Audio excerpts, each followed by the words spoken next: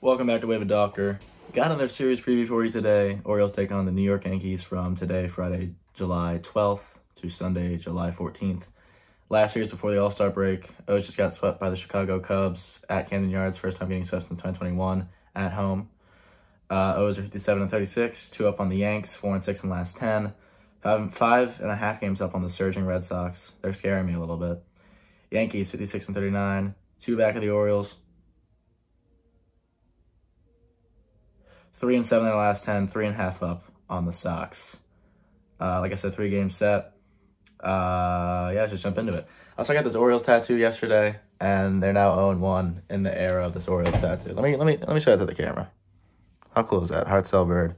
So yeah, hopefully they can win some games, so I can be like, oh, tattoo did that. But they're so far 0-1, so that's not a good start. Game 1, Cade Povich versus Garrett Cole. Really rough outing for Cade on Saturday. 1 inning, 5 hits, 3 walks, 8 earned runs. ERA inflated to 6.51. He is most likely on his way back to Norfolk. Yeah. I was really looking forward to seeing him pitch more, but depending on how the start goes tonight, I guess we'll see. Yeah, I mean, I just need this Mike Elias guy to trade for some pitching because this rotation, as well as the offense, has been plateauing the last few weeks. So hopefully we send down, an Arias, send down a Mateo, maybe just bring up some of those young bats that are hitting really well in Norfolk, like Kobe Mayo, like Connor Norby. But I digress. Cade, soft tosser, soft contact, 87% percentile average. It's the control that kills him. Last time against the Yankees, 4 2/3, 1 earned run, 5 walks back in June. So that was the game we won in extras. That was a promising start from him. It's just the control. It's been the control all year. Out of his, I think he started this will be like his 7th or 8th start. He's had 2 solid ones. So hopefully he can right the ship here and start the series off on a good note. I like Cade a lot. I like what he can be, but not everyone works out on their first stint in the majors. So we'll see if he's going to stay up here or to get sent down during the All-Star break. Garrett Cole, 1-1 with a 6.75 over 4 starts. Last time out, allowed 4 earned runs over 4 1/3 innings. Allowed 2 earned runs over 4 innings in June against the Orioles. The reigning Cy Young has not had the hottest start. Yeah, there's that clip of him looking like he wanted to cry after Devers hit that home run against him last week. And in his post-game interview, it looked like the same thing. But yeah, I mean, I don't like Garrett Cole.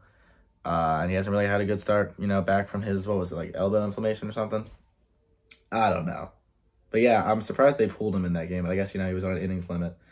But yeah, I mean, we got 2 earned runs on him back in June, so hopefully we can do that again. Hopefully we can do 8 earned runs tonight to get that offense jump-started going to the All-Star break.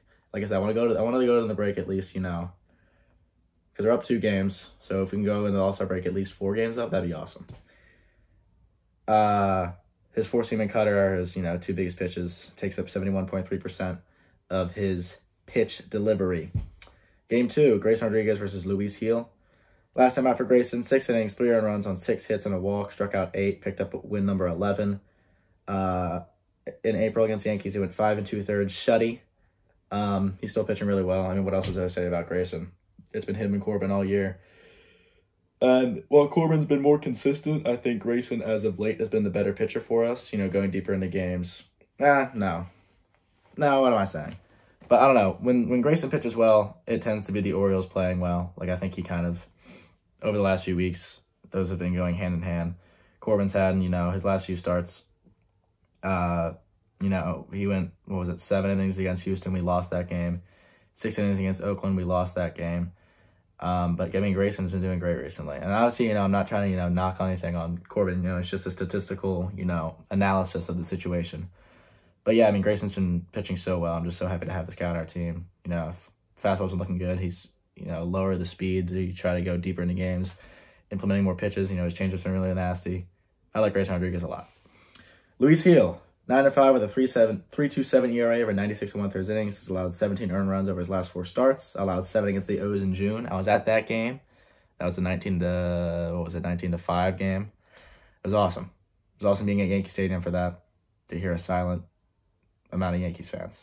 Silent amount. Yeah, he allowed 7 against the O's in June. As a whole, having a pretty solid true rookie year. He's heavily leading on his 4-seamer.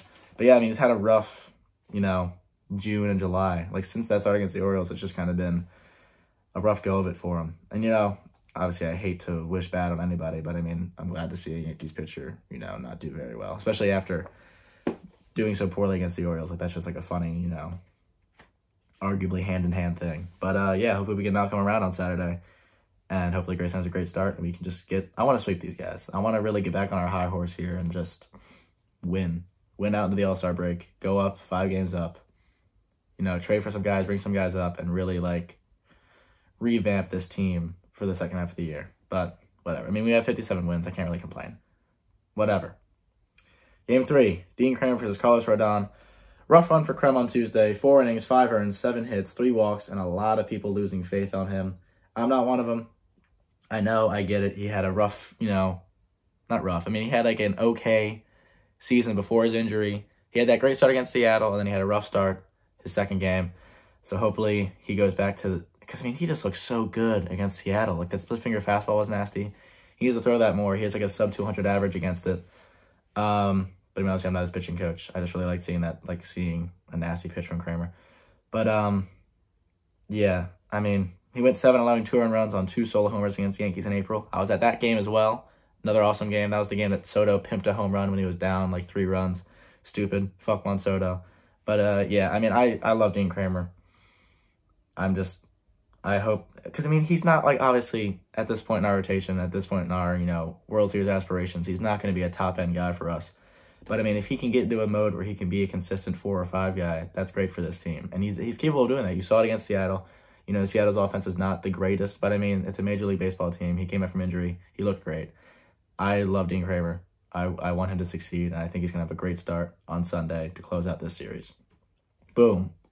Carlos Rodon, 9-7 with a 4.63 over 103 innings, has allowed 27 earned runs over his last 5 starts, went 4, allowing 6 earned runs against the Orioles in May. His 4-seam and his changeup take up 75.9% of his pitches.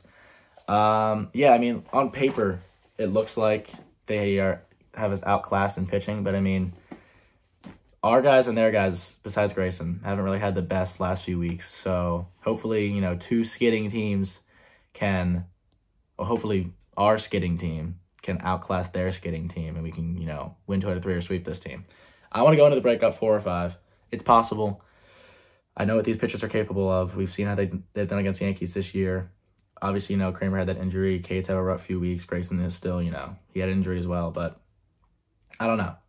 We've lost 3 straight games. Not the end of the world. We've been swept 3 times this year. Not the end of the world. We're still 57 wins. We're still one of the best teams in baseball. We're still the best team in the American League East. Don't panic. Don't press the panic button.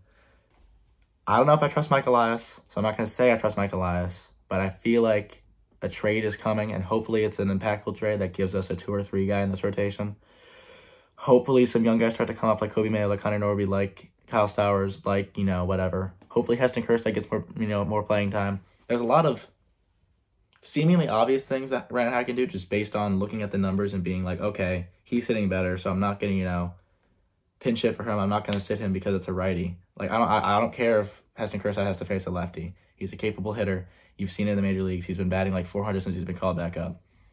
I don't care. Just please right the ship. And I'm saying right the ship at losing 3 straight games. I'm a spoiled Orioles fan at this point. I lived through all the poor seasons, and I saw this team win 101 games last year. We're on better pace than we were last year at this point. This team is capable of a lot more than what I'm seeing right now. So hopefully that starts to come into fruition. Go O's. Go O's. Yeah. Yeah. Go O's. Win tonight. Win tomorrow. Win Sunday. Do whatever you can. All-Star break's coming up. We get a break for our guys, besides 5 of them. Hopefully Gunnar Henderson, home run derby, doesn't, tweak his swing for the rest of the year. Whatever. Go Orioles. We're winning the World Series this year. Go O's. Peace out.